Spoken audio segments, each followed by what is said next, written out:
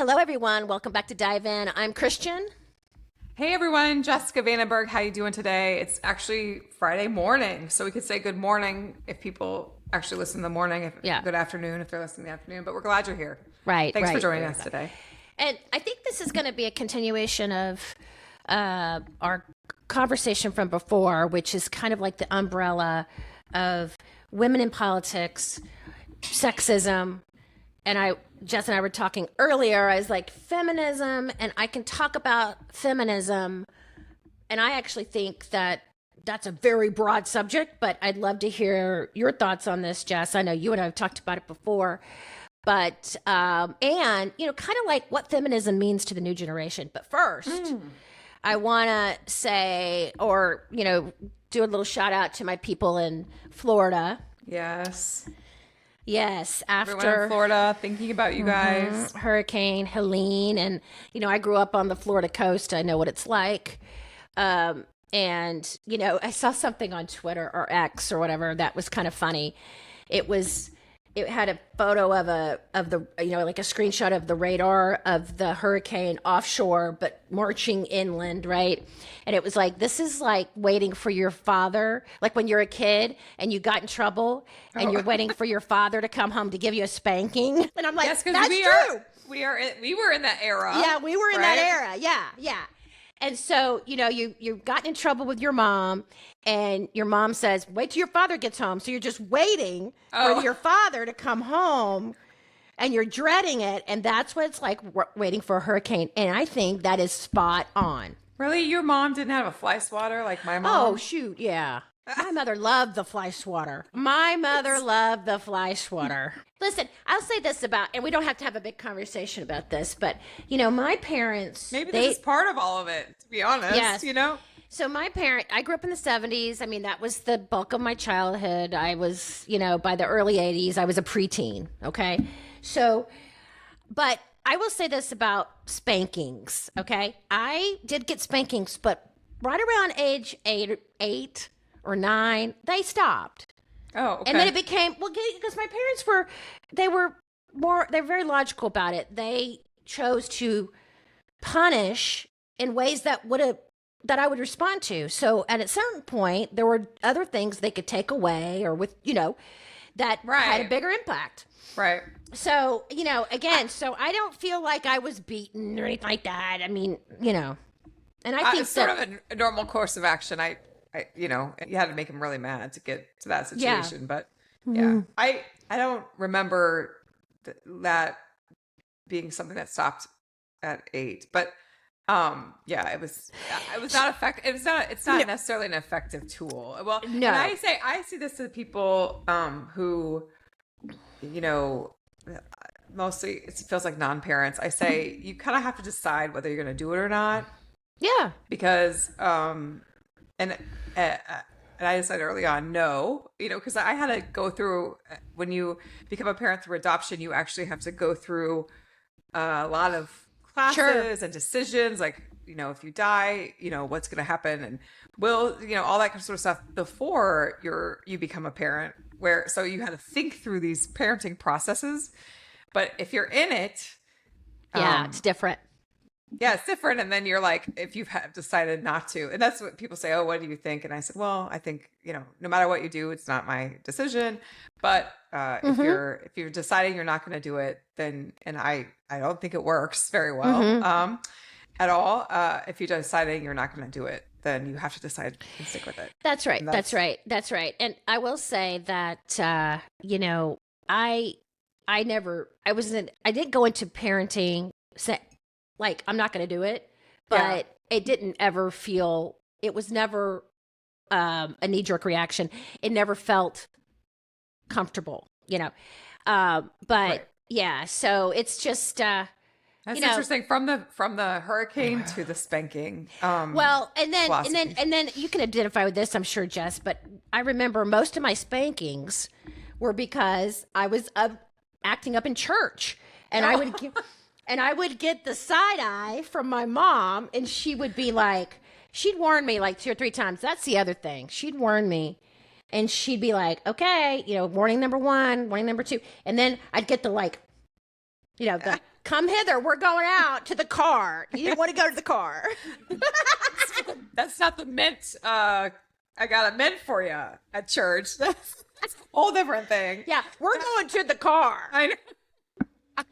And then you get out of the I pew. think too. I think, oh gosh, because I think there's a generation that we're sort of parented via fear. Yes. I love my parents, but there was sort of this, and I think that they would, whatever. But and if you don't parent that way, you're reparenting yourself basically. But yes, I was gonna say this. The fact that you would sit in church as a child, just sit there, is pretty amazing. Yeah, well, yeah. And again, it's like not a natural thing for a child just to sit down and listen to a sermon, And by the way, guys, that's the way it used to be for those of us, for those of you that are our age. There was a lot of expectation in terms of kids sitting still. And I felt like that back then. And so I remember. We never went out to eat. Yes. And it was rare that we went out to eat. Like birthday, maybe, Happy Joe's, which is okay. Happy Joe's. Joe's. We didn't have necessarily except with family, like you need to sit down and eat. We did that, of course, and had that expectations. It's all that you sit down and you're able to have a calm body. And, and the other thing that I think, and we'll get off this because we can go on, but, there was this expectation that your kids behave in public, and not only that they behave, but if they mess up, you pull them back into line and you do it right away. I mean, I think we all have. Oh, yeah. And I think we all have a little bit more, what's the word? Like control? Just a little bit more flex. Like we don't, okay, if I go to a restaurant, and I see, the table next to me and there's little kids, if they're running around or making noise, I don't get hot and bothered because I know I'm like, that's kids, But there was an expectation in the 70s that your kids did not do. 80s, I would say. If you're just... So anyway, we did all right. We're not. So. Yeah. Anyway, so maybe all intertwined, but I think a couple interesting things to think about is we've worked for a lot of different people in politics and advocacy work and maybe corporate work or whatever, and I think it's worth having a little conversation about. And I've ran races, you've been senior, and about what it's like as a woman to do these jobs. What are the expectations for women when you run for office? What were they 20 years ago? What are they now? What does that look like? Who do they have to be or project to do this? I think there's still a conversation about Kamala being a woman. She's the first potentially to be the first president. It's a big deal. She's the first woman of color to be, the nominee. It's a big deal. But and hopefully she'll win and break that barrier, of course. But why do we still talk about the fact that she's a woman? Why do we talk about this for other women candidates? What is that expectation? And what is it like, as we look at this, look forward to how things will change policy wise with more women and, how women, maybe we can talk about the evolution of talking about women's reproductive freedom from the time we started politics to now. Maybe that's an interesting topic too. I don't know. What do you think? You start. Well, I mean, look, I think that we are, we find ourselves at a tipping point in terms of women's rights. This is my opinion, okay? And you chime in here, Jess, and it's not just because of Kamala and her historic candidacy. Obviously, Democrats have had a woman at the top of the ticket before, but this is different. And we could have a whole nother conversation about that, right? Okay. Mm-hmm. And I think there's a couple reasons that I'll just touch on. And mainly is because Kamala, was more of an unknown quantity than, say, Hillary Clinton. Oh, sure. And there is a lot of, and there are a lot of opportunities there. Sure, most of you out there are like, but isn't politics about name ID and all that? Yes, it is, except when you've been defined already. Okay? Right. And so I think there's a little bit of perfect storm element here.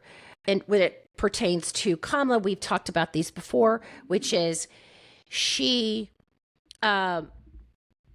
was, I hesitate to use this word, chime in, please, but like, while she was VP, she was kind of marginalized. Again, my word. Yeah, we talked about that before, I think.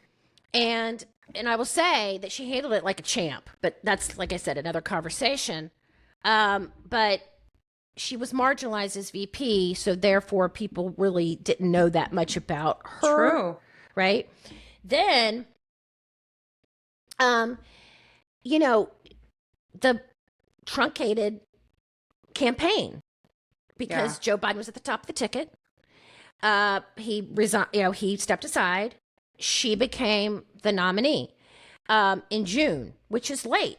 And I tend to think that was a blessing in disguise. And the reason why is because if there had been in my opinion, if there had been a big primary process, she may have been pushed too far to the left. But yeah. Well, let me give you two examples of like things that I've encountered. One, I was helping this race and talking to other women about this candidate. And other women would say, she doesn't have the right experience. Then I was working for another candidate who ran for Congress. Children were grown. She was a known person, a great campaigner, successful fundraiser. And people would say, well, who's staying home with her kids? Kids were grown. So I see as well issues where, and I'm not saying everybody has to fall in line, but there are issues where women are much more hyper suspect of other women. It may be a competition thing. It may be in some specific issues, maybe a racial divide. Other issues, it's men who view women as, people who should be doing jobs that they or doing positions that they suspect that they will do, and a lot of dismissal even in rooms with other senior male type people dismissing opinions of that candidate. We saw that, we see that today. We saw that 20 years ago, dismissing ideas that a lot of people have, just outright. And I'm not saying it's all negative. I think, we've seen it where we've come from where you rarely saw women run for local offices to running for Congress more, running for, statewide office more, wanting to do that, wanting to have a voice, not knowing exactly how to position themselves. And I would say even 15 years ago, wouldn't talk about, even though they had, amazing stories about their being mothers, or compelling stories about issues that they went through being mothers, wouldn't talk about it. Didn't want to be seen that way. Well, you and I've talked about. I'll say one more thing. I mean, I even recently had someone say to me when we were talking about this person running for office, they have young kids, and they have and had to sort of go through this evolution in their opinion, in their mind, male, that they go through this process of how can they do all of this. Right. And, then maybe this will actually benefit us because they have this lens, but didn't start out there, went there in the conversation. Don't beat me up, so that, even talking to me, about it. And so there's still these interesting dynamics about women running for office, women having power and leadership, and the kind of women too who are attracted to doing it and trying to figure out, what they're able to do. Anyway, I'll stop there. Right. And I totally agree with that. And I think so, part of this conversation is, how do you run a campaign as a woman? And this, obviously, Kamala Harris is on the highest, most visible, most important stage of all.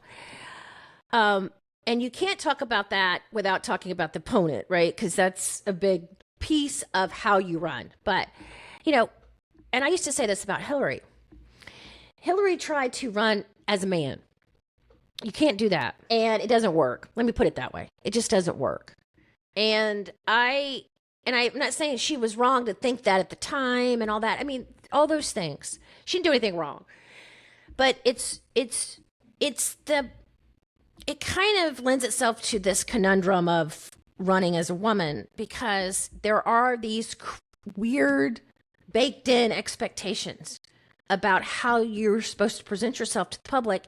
And it's not just men, it's women too. In fact, I think women can be the most harder to convince or persuade. Oh, for sure. Because I think women feel like they have to, maybe it's because of what they hear, and they have to attain a certain level of experience in order to run. They don't have a voice. Mm-hmm. They have, and like, how could I do this? I remember a long time ago when I was like 24 or something. I was working here in Iowa at the time for a member of Congress, and I got called from the minority leader, and there was a seat open in whatever. I thought he was calling to ask me who should run. He was calling mm-hmm. me to see if I would run, which I rarely get that, right? So, and then I think at one point we were trying to get my mom to run. My mom was like, "No, I don't have the experience," and I was like, "Well, what do you think these guys?" Mm-hmm. Mm-hmm. But I think there's something about when men decide to run, and a lot of good men run. So this is not about that. They have the confidence mm-hmm. and this sort of ability to say, I'm the one who has the ideas. Right. I'm the one who knows how to fix this, mm-hmm. And anyway, so it's an interesting dynamic. Yes. And, back to the Kamala, the campaign. So, I know, there's been a couple polls recently, a couple of good ones. Yeah. And by the way, we don't, as you know, folks, we're not, polling numbers are just a tool in the toolbox. They're not, we don't think, we never have, that one poll is better than the other, whatever. It's just an idea, and especially if you get the data and you look through the crosstabs, which the general public doesn't have access to. But, it's just a tool in the toolbox. So there's been a couple of polls recently, Harris and Trump. And one thing is for sure, Harris has this humongous lead among women. I mean, it's something like 40 points. I mean, it's something crazy. Yeah. Much, much more than Biden, winning women, much more than Biden did or ever did. And so, again, as you recall, in 2020, that was a problem for Trump. It was still a problem for Trump. It's a bigger problem for Trump. Now, do I think that women are flocking to Kamala because she's a woman? No. Do I think that it's because abortion's on the ballot in a lot of states, or just abortion's front and center? Yes. There's a little bit of that. But I also think, can I say this about her specifically? Yeah. And about the state of politics, is she has projected like happiness. Yes. Like she smiles. She seems to be enjoying herself. She talks about doing things for the people. Mm-hmm. So I think that gives her if we don't believe, which I'm not sure, that they're not supporting her for her. I do believe that they're saying, oh, we have an option, and this is not like grumpy old men. This is not like cuckoo time. Mm-hmm. This is not like bringing up like all the crazy or can't remember things. This is like someone who gets up there and you want to hang out with. Like, right. For all the men, you'd be like, who do you want to have a beer with? Right. Isn't that used to be the test, right. or whatever? I mean, right. I'd like to have a glass of wine with Kamala. I mean, sure. Out. Absolutely. And I think she seems like fun. Mm-hmm. She seems like she gets it. She's smart, so who do we like better if you're going to have to choose? And, I think all of her messaging is geared towards women. And I think that's super smart. Not because she's a woman, but because women, in my opinion, are going to decide this election. Why? Well, a couple reasons. They actually care about, they tend to care more about actual issues and policy positions as opposed to these culture war, touch, Well, keeping power. It's like Yeah. It's like yeah. But then also they are. I mean, look, they vote. They Right. vote. So when you look at, if you're somebody like us and you're looking at these numbers, you're just looking at the hard data, and I would much rather, when we all know that Trump, kind of leads among men, younger men. When I say younger men, maybe even, men 30 to 50. Yeah. And then, of course, young men in their 20s, but they don't vote. And Well, but so that's the key though, right? They did vote and they will vote. They don't always vote, but they did in 2000. I mean, they are the low propensity voters yes, now. they are. Yeah. So it used to be flipped, but if they turn out, then it's a different story. Sure. And they're probably not polling them that much, that's Right. probably They're hard to poll. Correct. Yeah. And and again, I'm not sitting here saying it can't are happen. they I think the question is, there's a small margin of people who are undecided. People are really in camps, right? And I think because there's such a difference in the choices, Mm-hmm. the larger issue, or as large of an issue of that, is who shows up. Right. And now I think when you look at the polling or using it as a data tool, the enthusiasm, women have it. Mm-hmm. Men don't have it right now. That's right. That's right. And Or I'm not saying it, everyone, because I'm sure there's enthusiastic pockets with men, but right. I think absolutely. And I think if I'm Kamala, and just based on the way she's conducting her campaign, I feel like I know what the strategy is just to appeal to as many women everywhere as possible. Now, she kind of has college educated women locked down, if that's possible. But I also think she's making an effort with non-college educated women. And again, back to your point about her tone, it's kind of what I call the stop the madness tactic, which is, isn't this whole thing exhausting? I mean, like I said, I've said this before, and Nikki Haley used this a lot too.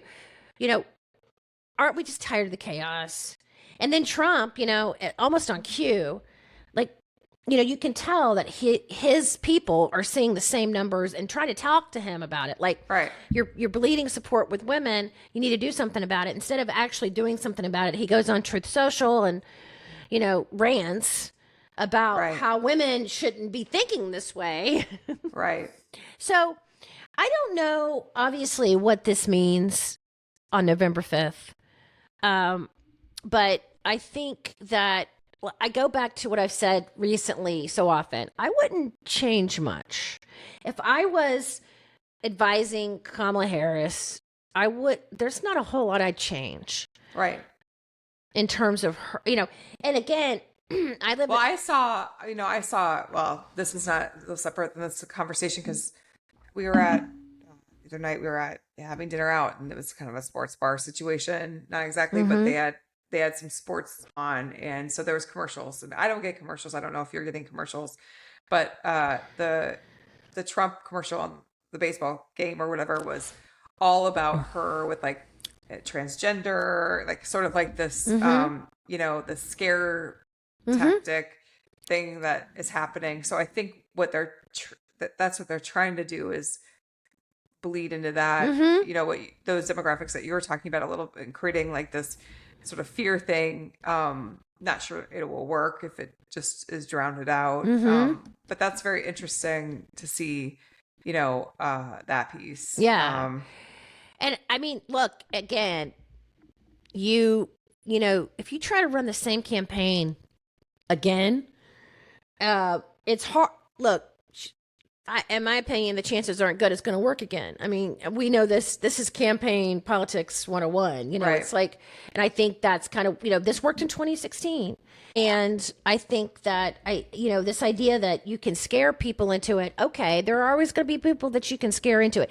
And this has always been my other thing about the Trump campaign. In my opinion, they make no effort, absolutely no effort to reach beyond their base. And I think they think that if they turn out enough people in their, in the base. Do you think that his like flip whatever on abortion was his trying to do that? Even though I don't think he did it very well. No. Because I don't think it's believable. But Well, no. And that to your point, I think, one thing about Trump, and this is again my opinion, he's very transparent in that way. He's kind of a cliche, and cliches are very predictable. And so you can always tell when his people have come to him and said, "Hey, you need to talk about abortion this way, or you need to talk about women this way." It's so it's just so fake, right. And he kind of says that sometimes. He'll be like, "Oh, poor women out there, you don't like me. You need to like me," and you're like, right, And we've seen it so often.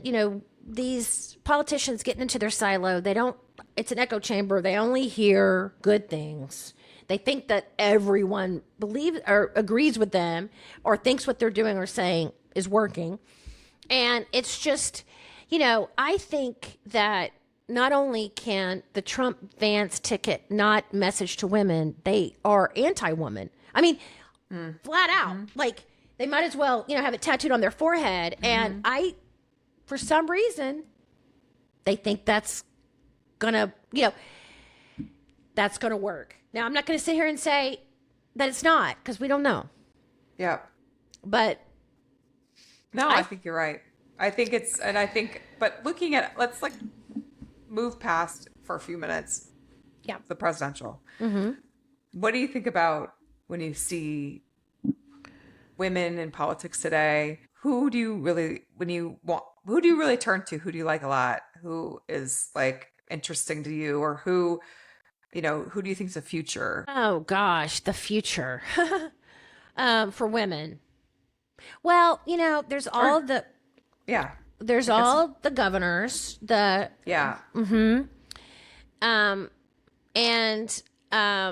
there's a couple of cabinet members, and I'm blanking on her name. Who? Oh, I hate this. The Secretary of Commerce, Gina. Yeah. Raimondo.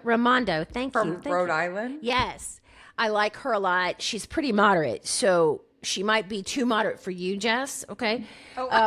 Just saying. Okay. You know what I am. What am I? Well, that's true. I shouldn't say that, but she's pretty moderate, which I like. And I think, and again, my opinion, I think that women have to kind of approach things a little bit more middle of the road. They at least have to present themselves that way. And, it in order to be taken seriously. That's my opinion. Okay. We talked, Kamala recently came out in favor of, this is an interesting thing. She recently came out in favor of eliminating the filibuster to pass or to codify Roe. What do you think about that? It's a no-brainer. I mean, yeah. I was thinking more about the senator from West Virginia who went after her for that, which is so did Kristian Semina, by the way. Yeah, of course, but I mean, like, yeah. Look, I think that's a good example of somebody who is a chameleon. They shape their politics based on either a whim or like Tulsi, maybe. Yeah. And they were good friends when, or what will bring them the most attention. And that, by the way, is not, we act like that's, only men do that. That's not true. Right. So I'll say that. But what were we talking about? We were talking about the filibuster because... the filibuster. Yeah. So, look, they should have got rid of the filibuster. They should just get rid of it. If you have the majority, it doesn't save democracy. It's not the most important thing for democracy. If we got rid of the filibuster, you're gonna take the good with the bad. But if you have the majority in the Senate, it's not going to turn it into the House. If you have the majority in the Senate, you should be making laws. We have too many red, blue states. We have, you should be able to make the law, right? That's with a majority and not with a 60 vote count. So I think Sinema and what's his face did as a Yeah, Mansion. Mansion. Yeah, sorry. What they did is they stopped the Voting Rights Act. So they hurt people in this. They hurt Black and brown people, and they hurt women by not codifying Roe or being able to support women being able to choose. And they made some weird excuse about not parliamentary procedure, but procedure, and it only hurt our whole country. And I think that, let's make sure that we, point out that, Democrats and Republicans are, their rhetoric on this is not always pure. Okay, let's just say that. Okay, it's they can use it as a political weapon. They can use it to their political advantage. So let's just say that. Okay. Secondly, I think that it's important. I prefer her not to talk about it. Now, you could say, the filibuster? And you could say, well, that's all inside baseball. Nobody really cares. Absolutely. I get that too. I'd rather her not talk about it, except when we're talking about Roe. Yeah, that's interesting because she only talked about it for Roe. I mean, that's fine. I mean, they have to make that decision at some point. But I think it's political courage, and I think it's something women want to hear. Yes. They want to hear that she's going to go to the mat That's right. Has an option. That's right. Unlike what the current environment is. I don't have any problem with with the Voting Rights Act. I mean, that used to be a bipartisan measure. I don't have any problem with them getting rid of filibuster. I don't have any problem with her talking about it because government doesn't work. How is it going to work? Yeah. And so how I see that is, and I agree with you. I think that we need, and again, this is all kind of evolution, right? It's not going to happen in one cycle or whatever. And instead of getting rid of the filibuster, which I'm not saying I disagree with, it's not that. But let's try to elect more Democrats, because what happens is, as we know, is that the margins are so small in terms of the majority that it matters about the filibuster. Now, I agree. Right now, the environment is such that this is what we're dealing with. But like, for example, I get my back up a little bit when Chuck Schumer, if he's not playing in certain states or he refuses to, support candidates in certain states because he's made a decision, it's too expensive or whatever. And then he complains about the filibuster. Okay. So do you see my point? 1,000%. Yeah. 1,000%. So I'm playing the long game here, and I understand there needs to be a short game. So I do get that. Now, to your point, and I'm glad, like I said, there's not a whole lot I'd change about Kamala Harris's tactics right now. I don't like her talking about the filibuster except with Roe, and you're right, she hasn't. Yeah. And so... But maybe they'll ask now, because it will be one place to get her dinged up or whatever. But I don't think 40-some days out, people are going to say, oh, gosh, she's just going to, run rampant without the filibuster. The Republicans have the House right now. There's a road for the Democrats to win it back. Some of that road's in Iowa, but in New York and different places. But speaking of New York, yes. We'll have a special guest next week, Elizabeth Caputo. She's had a very fascinating and amazing life. We're excited to talk to her, but I've been friends with her for over 20 years. We helped her when she ran for office. She's a great example of a very smart, amazing woman leader. So she'll be our first guest on our podcast, and we're looking forward to having more. Yeah, we are. Thanks. And if you didn't know what's going on in New York City, and that has a lot of tentacles, right? Because lots. And we'll talk to Elizabeth about it because she's the expert. But let's hope she'll talk about it, right? We'll see. But at least school us on it. It's like this is a very interesting situation going on in New York. But to tie it to this discussion that we're having right now, Hochul, as in Kathy Hochul, governor of New York, has come under some. She's been criticized about how she's handled Adams in particular. I haven't paid attention to that piece. And I Do you think want to she's give a little? Yeah, I think she's a little New York City, the metro area, is kind of a thorn in the legislature side because there's a lot of resources that have to go to that area of the state. And there's a lot of people in the state ledge that don't care about that. And so she's trying to straddle the fence. That's my point. Got it. Yeah. And so, but she's also a Democrat, and a lot of her constituents are in New York City. So, you know what I mean? It's all that. Yeah, hopefully we can. Elizabeth will enlighten us with whatever information she wants to, but we're looking forward to that. So, again, thank you for listening. If you hear this, give us a shout out on email or send us messages, and text or whatever. And it's the email address is thediveinpod@gmail.com. Yep. Okay. Thanks for joining us. See you Monday. Bye.